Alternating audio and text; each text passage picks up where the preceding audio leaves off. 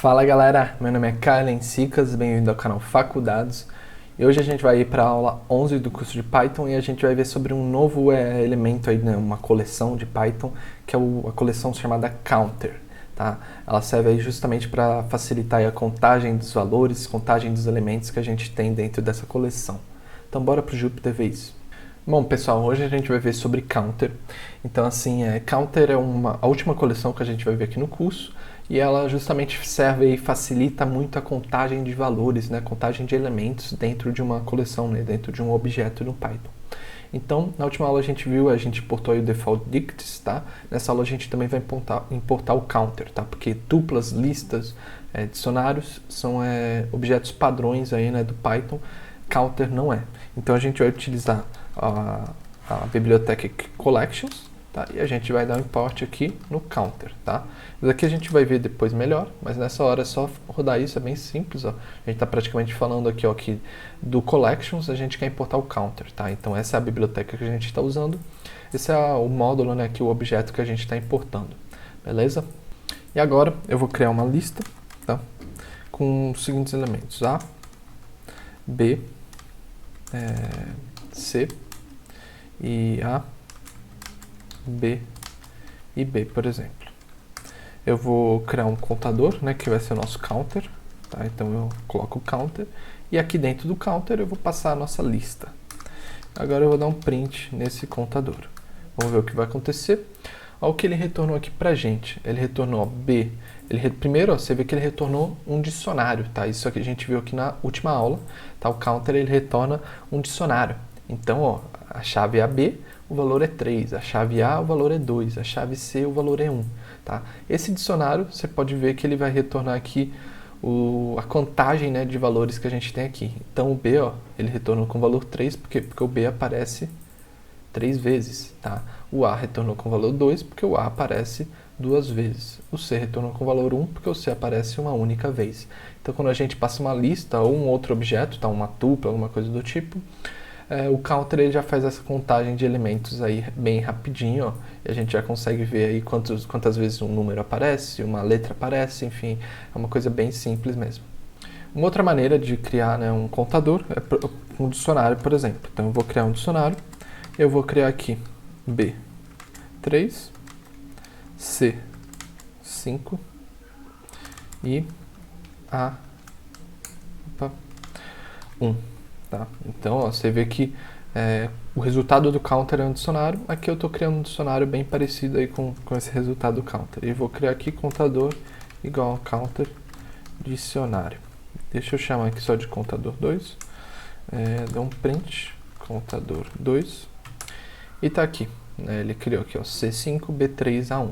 Você vê que ele ordena também sempre do maior para o menor, né? Então ele retorna aqui o elemento que aparece mais vezes, que é o C, depois o B, que aparece 3 vezes. Aqui ele exatamente não aparece, mas a gente criou um dicionário justamente com essa contagem, tá? A gente poderia ter criado uma lista que o C aparecesse 5 vezes, o B 3 vezes e o A uma vez. É só outra maneira de criar aí esse counter. Outra maneira é eu criar aqui, ó, um counter vazio.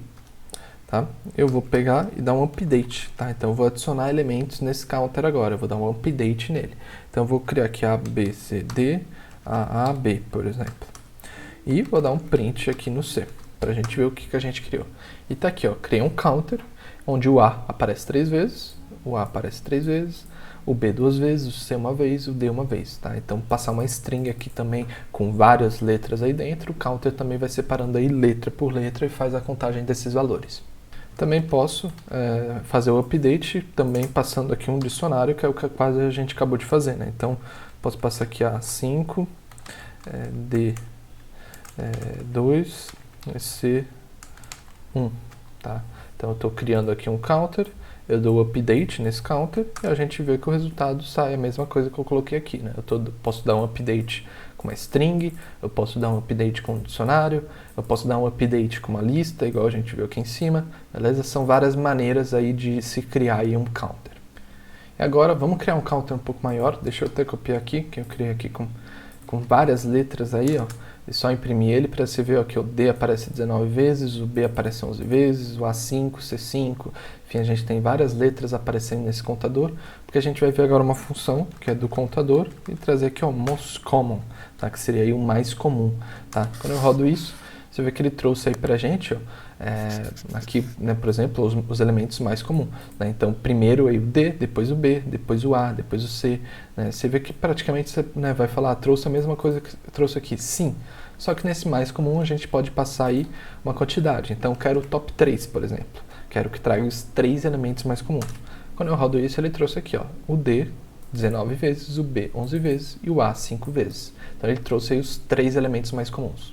E agora a gente vai ver aí como misturar aí dois counters, né, e fazer umas operações com eles, tá? Então vamos criar um counter 1, por exemplo, onde eu vou ter aqui ABC, ABC. E vamos criar um segundo counter, onde eu vou ter aqui DF, DF, AA, por exemplo, tá? O C3, ele vai ser a soma desses dois counters, tá? Então vamos dar um print no C3 para ver o que retorna aqui pra gente. Então, a soma, ele justamente faz a soma, né, dos counters. Então, o A, ele vai pegar esses dois caras e vai somar e contar esses elementos. Então, o A, ele aparece 4 vezes. A gente pode ver que ele aparece 2 vezes no C1 e mais 2 vezes no C2. O B aparece 2 vezes, que é 2 vezes aqui no C1, né, o C 2 vezes, também 2 vezes no C1. E mesma coisa que para esses elementos, aparecem 2 vezes aqui no C2. Então, ele vai fazer a soma desses elementos. Se o elemento aparecer nos dois aqui, por exemplo, o A, ele vai somar aí, né? Que aparece 2 vezes aqui, 2 vezes, então ele retorna aí 4, beleza? A gente pode fazer agora a subtração. Então vamos criar um novo counter, C4, que vai ser o C3 menos o C1. Quando eu dou um print aqui no C4, olha lá o que ele retornou, o A 2 vezes, por quê? Porque no C1 aparecia 2 As, então ele pegou o C3 e diminuiu o que tinha no C1. Então o A ficou com 2, o B e o C sumiram, porque o B e o C tinham 2 vezes, e aqui também conta 2 vezes, né? 2 menos 2 dá 0, então ele sumiu. E ficou aqui o elemento D, E e F, que era o elemento aqui do C2. Então aqui a gente faz realmente uma subtração. A gente vai pegar todos os elementos do C1, subtrair aqui do C3. A gente pode fazer também uma intersecção. Então seria o C1, esse sinal de E, com C3, por exemplo. Então eu estou pegando o C1, que é ABC, ABC, tá? E fazendo a intersecção aqui com o C3, tá? Vamos ver o que isso retorna. Ele retornou aqui o A 2 vezes, o B 2 vezes, o C 2 vezes. Por quê? Porque praticamente, né, tudo que tem no C1 tem no C3, né? Mas ó, o A, ele em vez de 4, ele só retornou 2. Por quê? Porque aqui no C1 o A só aparece 2 vezes. Então uma intersecção é justamente pegar os elementos que aparecem nos dois counters aqui, e aí tem que ser a mesma quantidade também. Então o A só aparece 2 vezes no C1, ele aparece 4 vezes no C2, então os elementos que eles têm em comum são 2 As. Né? O B, ele aparece 2 vezes no C3 e aparece 2 vezes no C1. Então os dois elementos que eles têm em comum são 2 Bs, e a mesma coisa com C. E a gente tem também aí o union. Vamos copiar aqui o C1 só para mudar um pouco ele, e a gente vê aí, ó, vamos adicionar bastante A aqui nele, por exemplo, tá? E vamos fazer aqui, vou criar aqui como C5, tá? C5, o union é essa barra reta aqui, tá? E vou fazer esse union com C3. Então eu estou pegando isso daqui, vou fazer um union com isso daqui. Vamos ver o que vai retornar aqui pra gente. Você vê que ele retornou aqui o A 7 vezes, tá? Por quê? Ó? Porque ele aparece 1, 2, 3, 4, 5, 6 e 7 vezes aqui. Então o que o union faz? O union vai pegar os elementos que aparecem nos dois, tá? Só que caso tenha um elemento repetido, por exemplo, o C3 tem 4 As e o C5 tem 7 As. Ele não vai somar esses elementos, ele só vai trazer o máximo, tá? Então ele traz o valor máximo desse elemento, que no caso do A era 7, que era o que tinha no C5.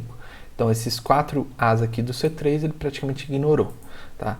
O B2, né, ele trouxe também, os dois eles têm o mesmo B2, ele não somou, viu que não deu um B4 aqui, ele trouxe B2, mesma coisa para o C, e os outros elementos ele só existiam no C3. Então assim, ele vai praticamente pegar todos os elementos que tem neles, só que se tem um elemento igual nos dois, ele pega o elemento que tem o maior valor, né? Ele pega o máximo desses elementos, tá? Então no caso do A, ele trouxe A7, beleza?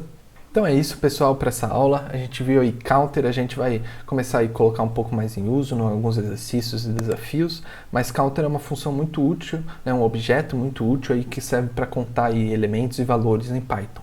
Beleza? Eu vou deixar alguns exercícios aqui embaixo, tenta baixar e resolver, e eu vou trazer a correção aí na quinta-feira. Beleza? Se você curtiu, dá um like aqui no canal, se inscreve, beleza? E até a próxima aula. Valeu!